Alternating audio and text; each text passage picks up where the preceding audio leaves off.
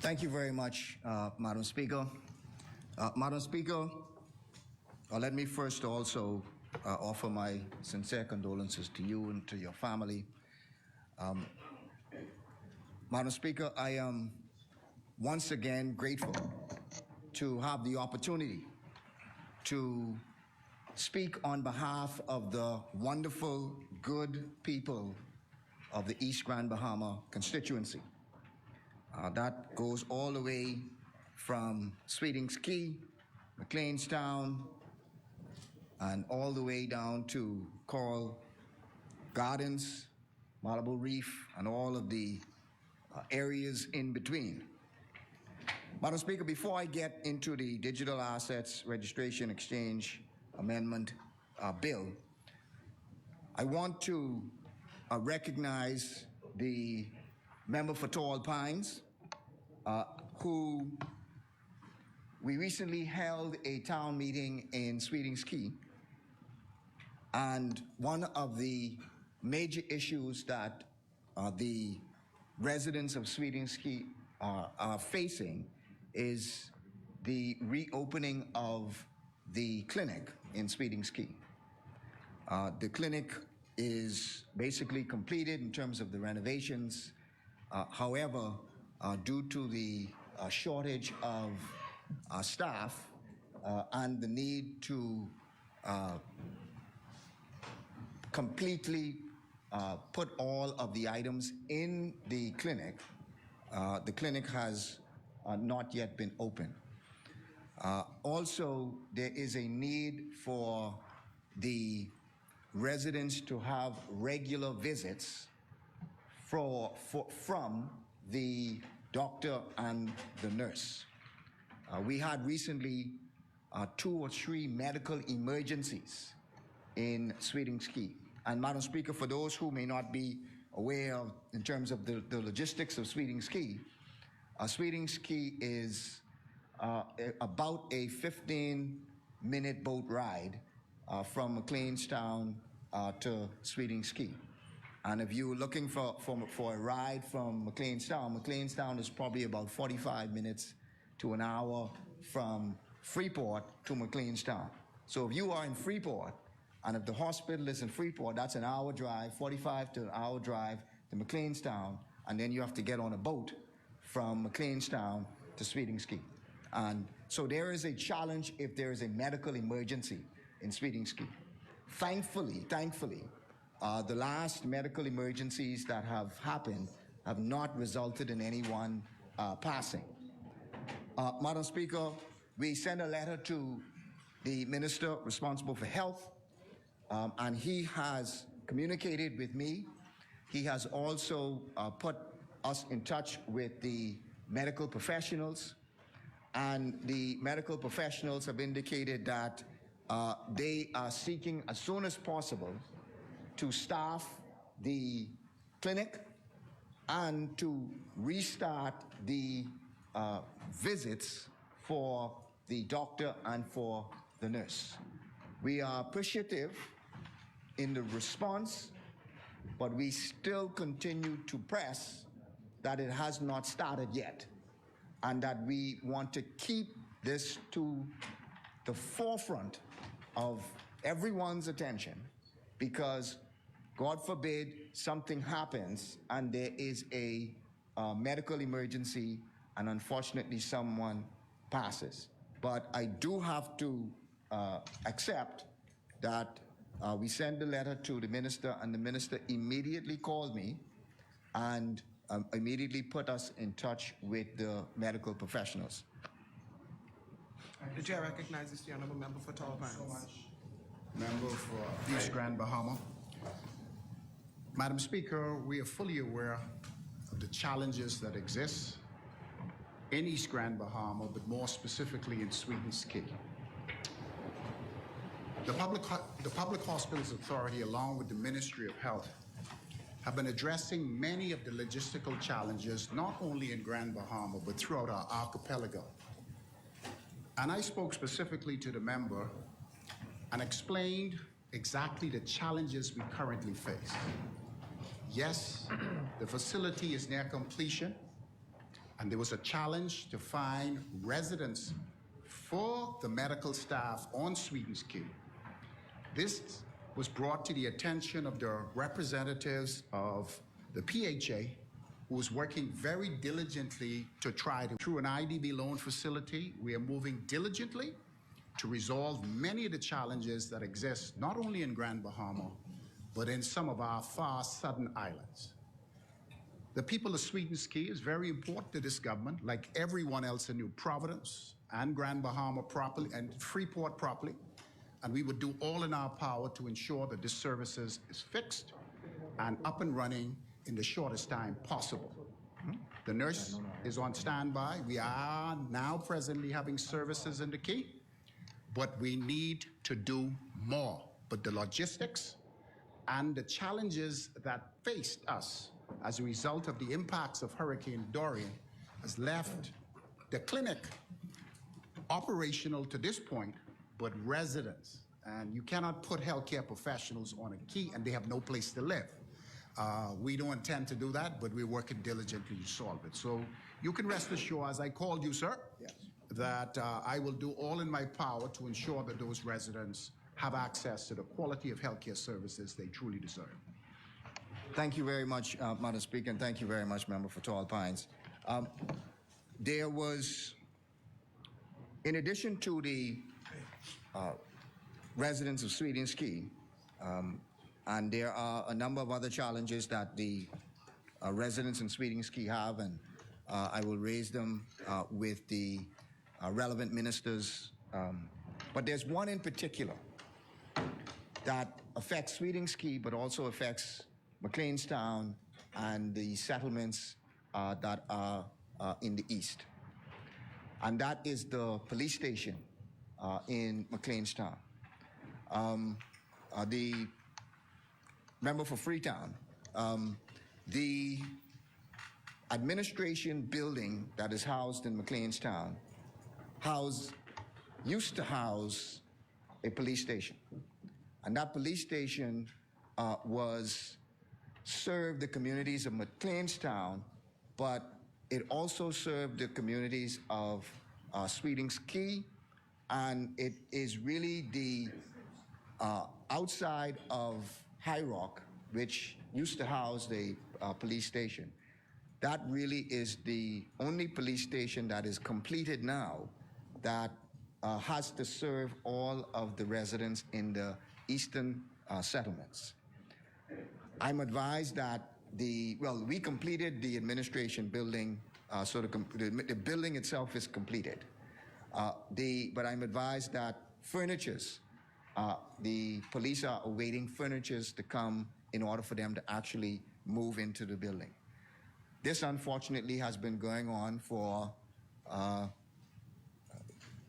a number of months that they've been waiting on these furnitures. I've spoken to Mr. Cunningham, who is in charge of the police in Grand Bahama, and he too, I believe, is frustrated in terms of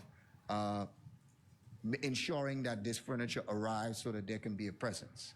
I would ask for your assistance, sir, in facilitating and in ensuring that this furniture happens. Again, the residents in Sweetens Key have raised this as an additional issue because that is the police station that was the jump-off point for them.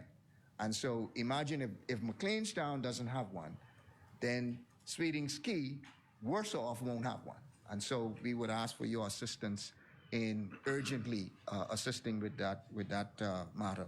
As well as the member for Fort Charlotte, you and I took a visit to Waterkey, a very effective visit, and I appreciate you inviting me to join you to your visit to Waterkey and the other rest of the settlements. The dock in Waterkey, and you jumped off the boat just like I jumped off the boat to get on land, and that still, and again, we want to continue to ensure that we agitate and remind the government, because we have to speak on behalf of the people who can't speak in this place and can't speak for themselves. So we just want to keep that to your forefront, and that we are continuing to await the assistance with the dock. Thank you. The chair recognizes the honourable member for Fort Thank you very much, Madam Speaker. The dock in Waters Key would have just this week been a subject with myself, the director, the deputy director of works in terms of the scope of works, which I inquired about. And as soon as those scopes are completed, I understand a team is scheduled to pay another visit. But as soon as those scopes are prepared and quantified, we will be moving forward. That, member, is very good news, and we are looking forward to that happening. I'm sure the member for Central Grand Bahama, whose family is from Waterkey, and while this does not concern members here, we also are agitating the Grand Bahama Power Company to ensure that they complete the work on Waterkey, because if there's no power in Waterkey, and there are residents who are willing to come back and live there, if there's no power that's there, then there's no water. And obviously people won't be able to survive. Even if they have a generator, they won't be able to survive without having the water that's there. So we're continuing to agitate for them. Absolutely. Madam Speaker,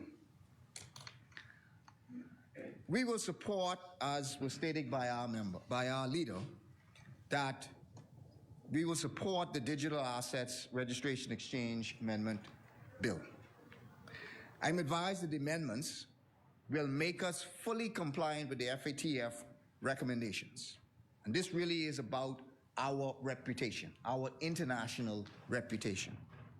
Therefore, it is important not to do anything that will threaten this industry.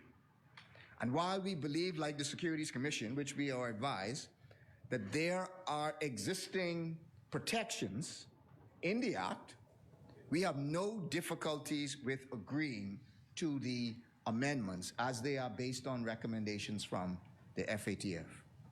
But I wish to speak to a broader point in reference to the Digital Assets and Amendment Bill. We are at a defining moment for the fintech industry in the Bahamas. We in the FNM have put in the work, we've done the heavy lifting, and we've laid the foundation for a tremendous future in this industry. The FNM fully recognizes the potential of this industry and the potential of the overall technology industry. All the way back in 2018, I gave a speech in London at the Commonwealth Summit, and it was carried by an international news outlet, BN Americas. And their headline was, Bahamas FinTech Push.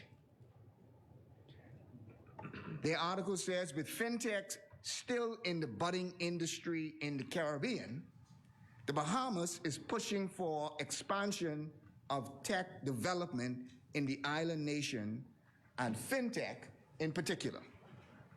The world is moving in that direction. The world is inviting companies to come who are indeed focused on FinTech. They quoted me in the speech that I gave at the Commonwealth Summit. That then resulted in us, in June of 2018, the FNM government hosted in Grand Bahama the first ever Bahamas Blockchain and Cryptocurrency Conference. It was a government event. We needed to show the world and the citizens that we were ready to lead in this digital assets cryptocurrency space. Christina Rowell from the Securities Commission spoke at that time to what regulation could and would look like? So we started talking about regulation back in 2018.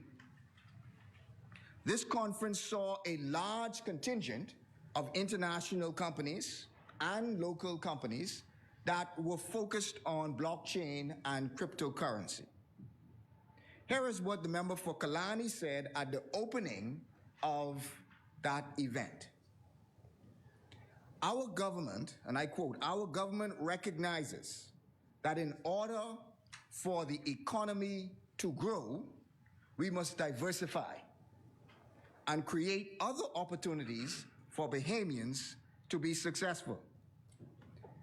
He went on and said, I firmly believe in growing a diverse technology industry sector in the Bahamas, where entrepreneurs can start and grow new technology companies.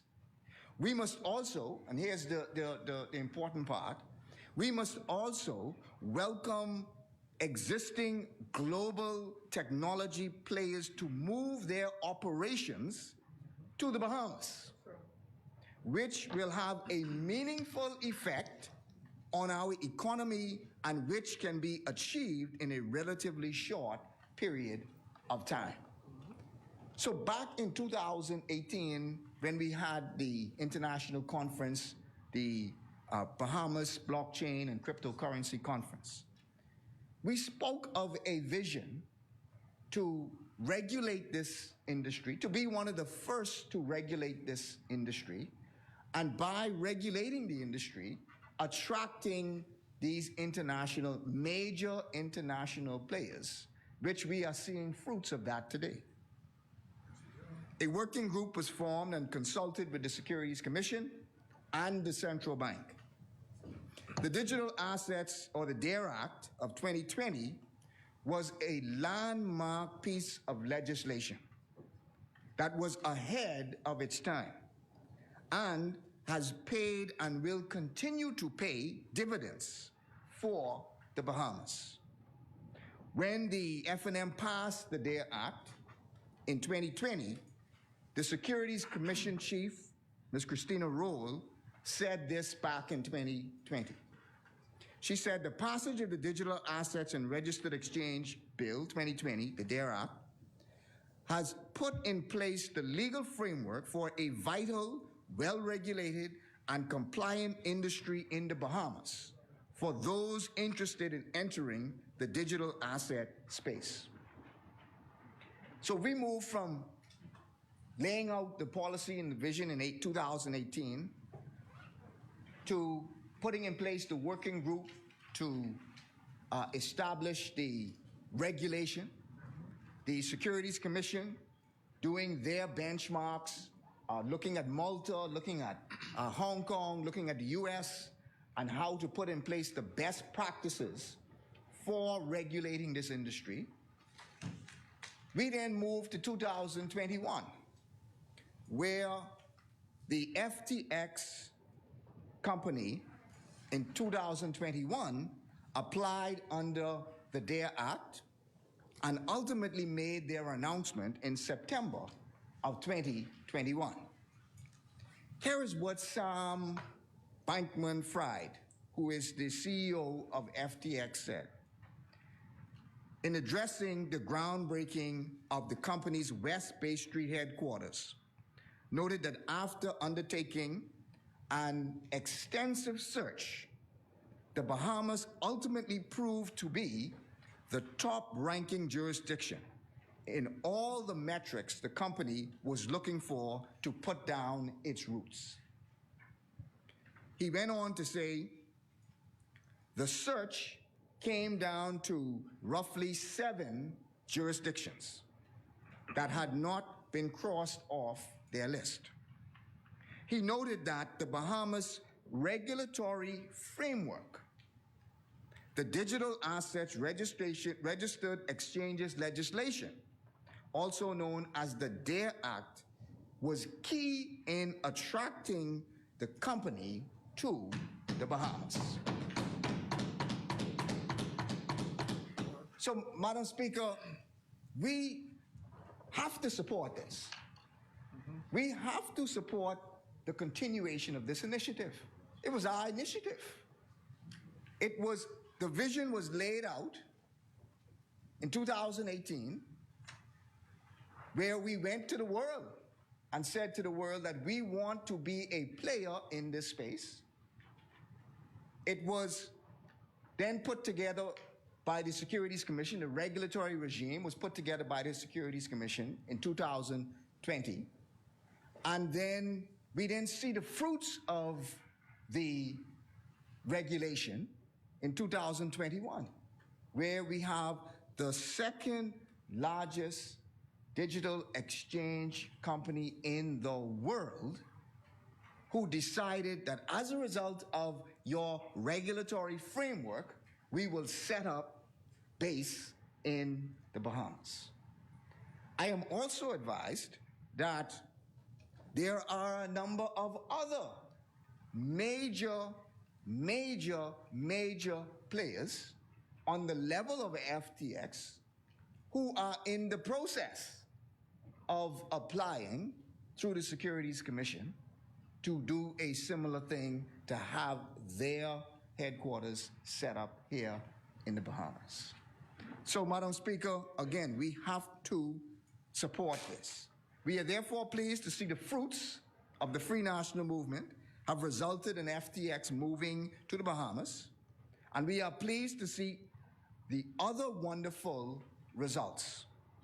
My only, and I say this selfishly, my only regret is that we were unable to get FTX to set up shop in Freeport or set up shop in Grand Bahama, as opposed to doing it in the Providence.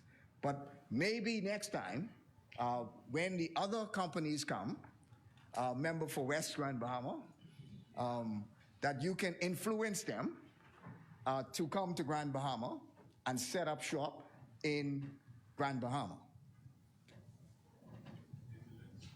It is also good to see the government continuing the vision of the Free National Movement. Companies like FTX are game changers for the Bahamas. In fact, we saw in the just in the paper today, just in the paper this morning, in the business section this morning, where it says investment companies like FTX's arrival to establishment of Atlantis. In essence, FTX is to the Bahamian fintech industry and Bahamian technology industry what Atlantis is for tourism. And we know what Atlantis means for tourism in the Bahamas. And FTX's arrival here in the Bahamas is like what Atlantis is for tourism. But what next, Madam Speaker? We cannot just sit back and let things happen, but we must make them happen. So what next? The government has passed its white paper, which is a start, but here are some thoughts on the way forward. The industry has the potential to impact Bahamians at every level. This cannot be just limited to just finance, and we've heard what the Prime Minister said, but it cannot just be limited to finance people, accountants, and lawyers. This is a moment of empowerment, and it is a moment of potentially empowerment. We must be intentional about empowering Bahamians to take advantage of the opportunities. Prime Minister spoke to education. We must educate our people. We need developers, we need coders, we need miners, blockchain miners. We need people who can understand and create and manage crypto and crypto exchanges. I had a chat with the vice president, or one of the vice presidents of Cisco, and he said that the Bahamas is an ideal location for you to be a software development hub, for you to be a place that has software developers and exports your expertise to the US while still living in the Bahamas. You could be what India is to the US, you could have a part to play when it comes to software development. We also recognize this. So when we were in government, we started the ICT BTVI high school program. This was a program that was designed to start high school students in the ICT fields.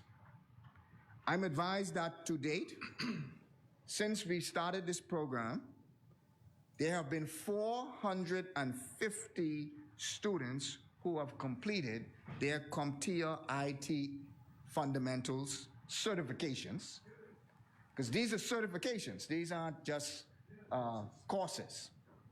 I'm also advised that there are 300 students, and these are high school students, 300 high school students who have completed their CompTIA certifications. That there are 300 students who are returning into the program, and there are 150 who have already graduated from the program. We started it, I believe, in 2018. I believe we started in 2018, and it was a delay during the pandemic and Dorian, but we started it. It was started during the summer, and it was actually designed to be a complement to the summer job program. So we took students who were part of the summer job program from 9th to 12th grade, and we trained them at BTVI during the summer. And they were able then to get their certifications, so that by the time they graduated, and I attended the first graduation, by the time they graduated, they would have had 1 year's of college credits at BTVI. Yes. So if you were doing a 2-year degree, you would only have to do 1 more year to complete your 2-year degree. But this was the kind of initiative that we need to build off of. This is just one aspect. That's 400 or so students. We need 10,000 developers. We need 10,000 coders. If we are really going to make an impact in this industry. When we were in London during the Commonwealth Summit, the IT minister said that they are doing coding from grade 1 in England. Grade 1, they are being introduced to coding. So if we're really going to make a push for this industry, these are the kinds of things that we need to be building on and pushing.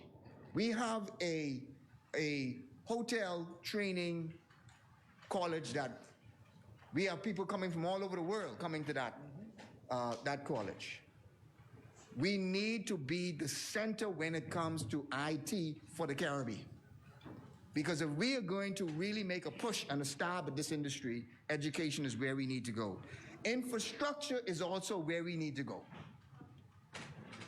One of the recommendations coming out of the working group was for these type companies like FTX and these other major companies, rather than them coming and setting up their own infrastructure, we need to have the infrastructure here to attract them. So we need to maybe think about having 5G zones to where these companies can come into a 5G zone and they can thrive in the 5G zone. In Grand Bahama, I like the way that you think West Grand Bahama. More groundbreaking, right? One additional suggestion that was made by the working group, which I agree with, is as it relates to exchange control. The central bank should liberalize exchange control for virtual currency businesses so that they are able to transact freely, virtually.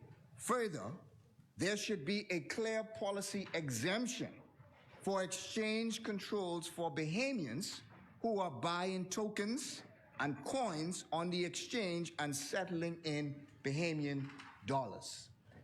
Right now, it is extremely difficult and cumbersome, and you have a limitation when it comes to exchanging and trading in cryptocurrency.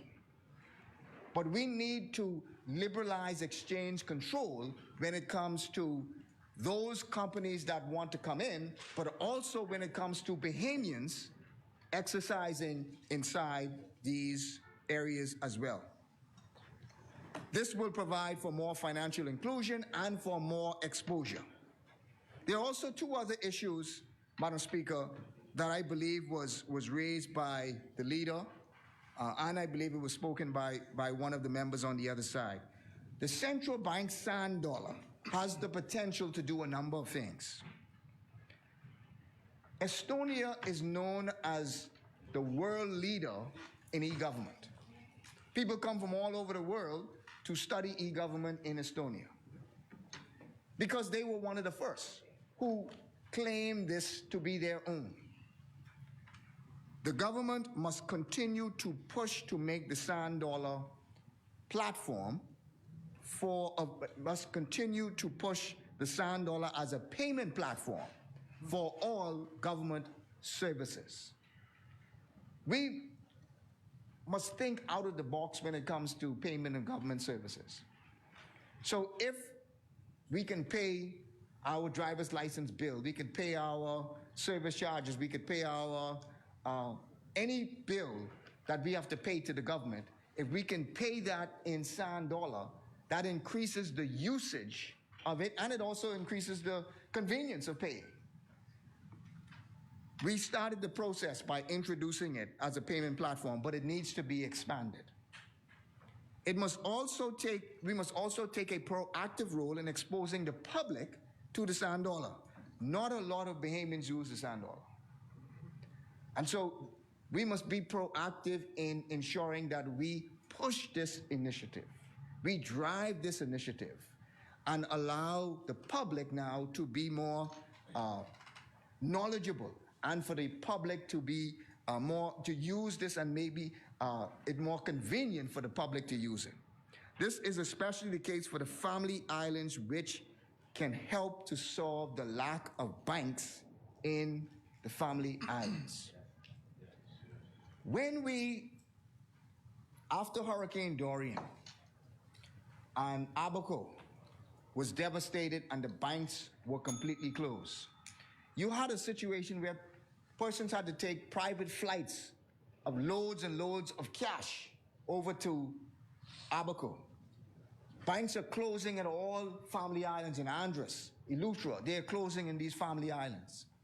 If we had a more user-friendly sand dollar system where more persons use the sand dollar, then that would alleviate the need to have banks, because you would then be transacting digitally. So you wouldn't need cash. You wouldn't need to go to the bank to deposit your money, but you can transact by the use of your phone. So I could pay my bills. I could go to the food store. I can transact with persons. Once you have a sand dollar account, I have a sand dollar account. That can then solve our banking issues in the family islands.